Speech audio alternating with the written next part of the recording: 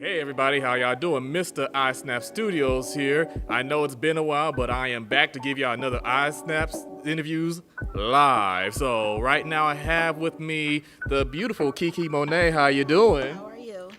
I'm okay. How are you?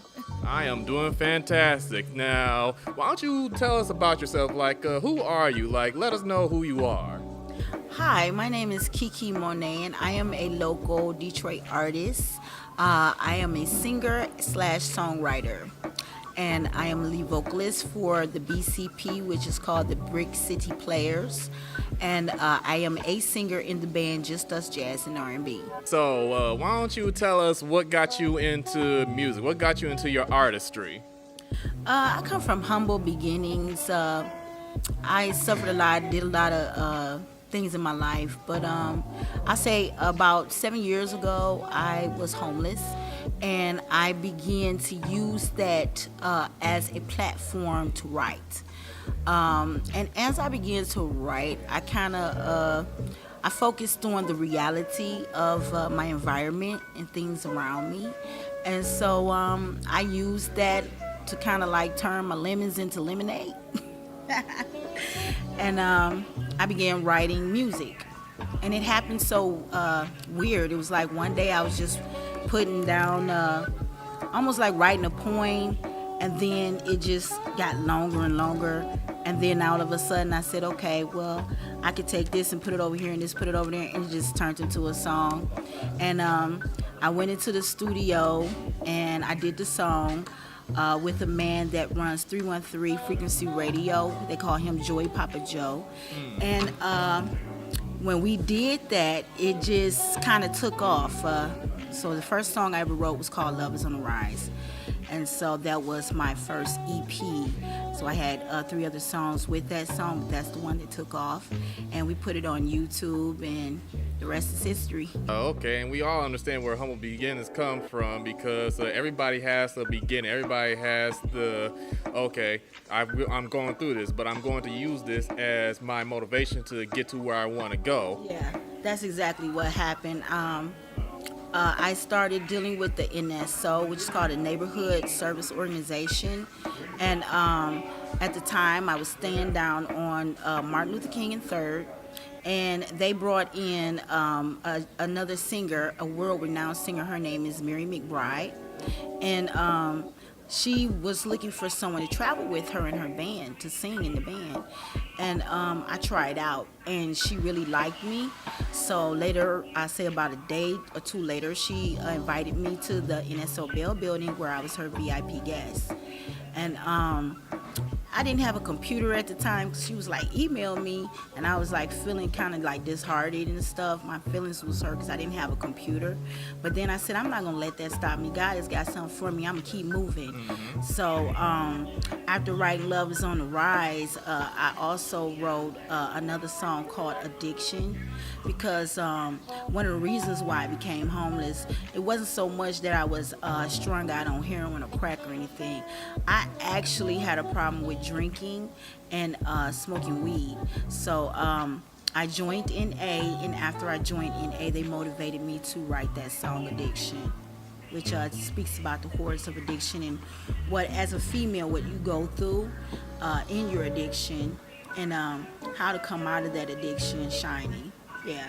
And it's very, very touching because every single one of us, we all go through challenges that some battles are harder than others for us to really fight through. So to be able to go through the process, it's not an easy process. It's going to take time. It's something that can take months. It's something that can even take years.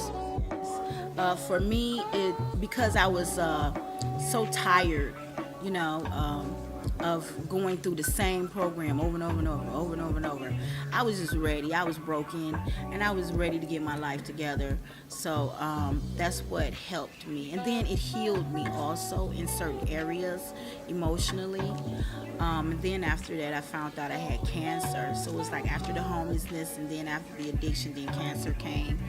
And it just seemed like all of those seemed like bad situations were actually platforms to get me to the next level in my life, and I used that as a power of motivation to write and to sing.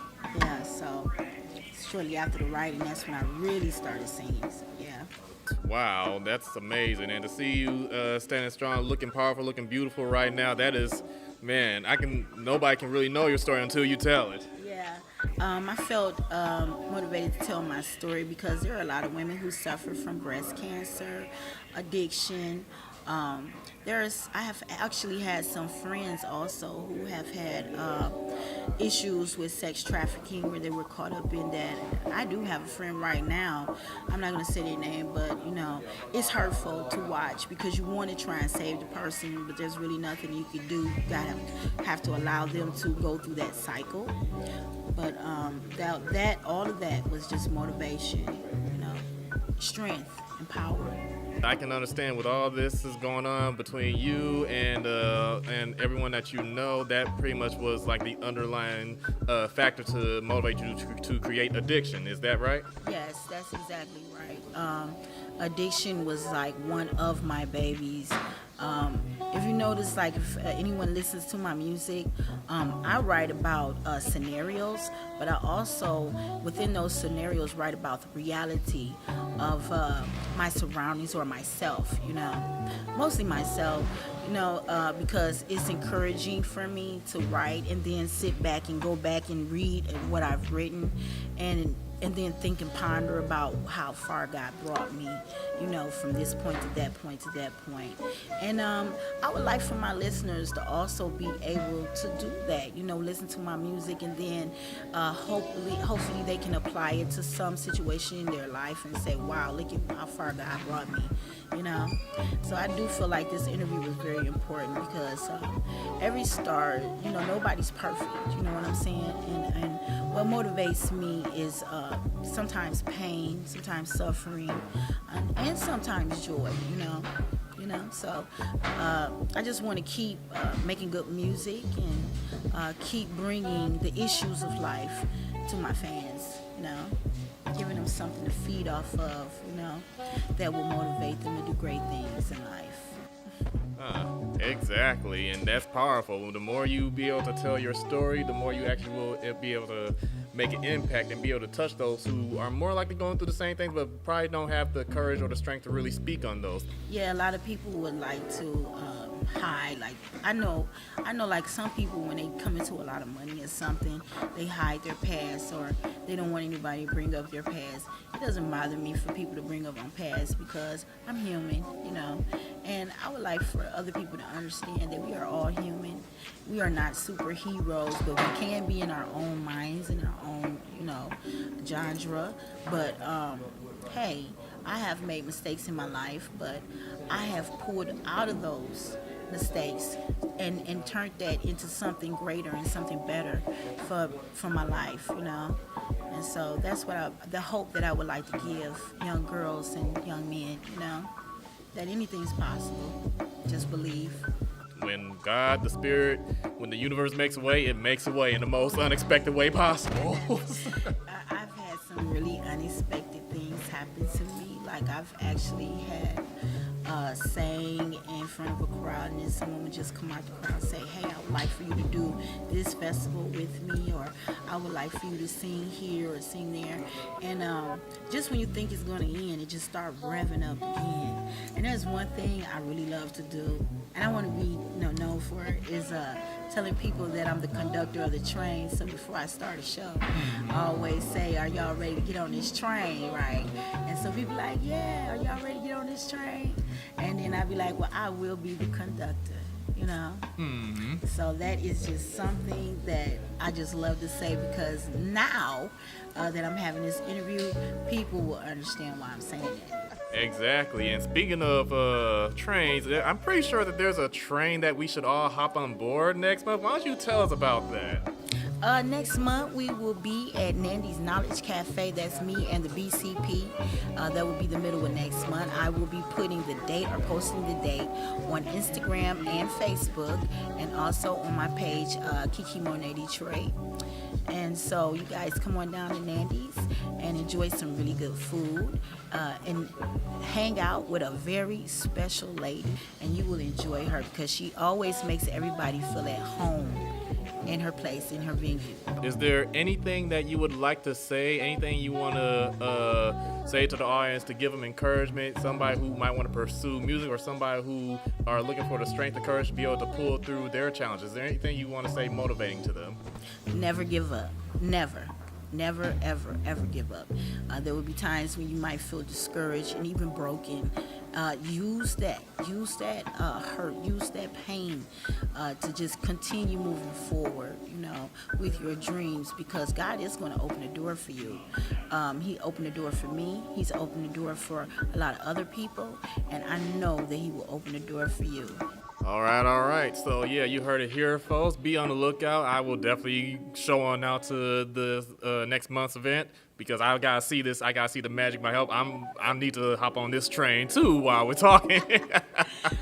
I also want to speak about Just Us Jazz and R&B. The leader of this band, his name is George Arnold. And it's a very special band because it is a part of NA, meaning that no one in the band does drugs or alcohol. And so I love this band for that. So next month, I'll say the end of this month till the middle of next month, I think we'll be doing 3 shows back to back to back. I want you guys to be looking out for that. I will be posting that along with commercials. That's Kiki Mone. Commercials for Just Us Jazz and R&B and the BCP. So keep looking forward to it. Okay. So y'all heard here, folks. So be on the lookout. Definitely will be on out to show the love and support and give it all the good highlights. So thank you once again, Kiki Mone. It was a pleasure to have this interview with you. Thank you so much, Mr. Straw Hat. I love you. This has been Mr. iSnap Studios. All links will be available on the description. So be on the lookout. So y'all take care. Be smooth. Peace out.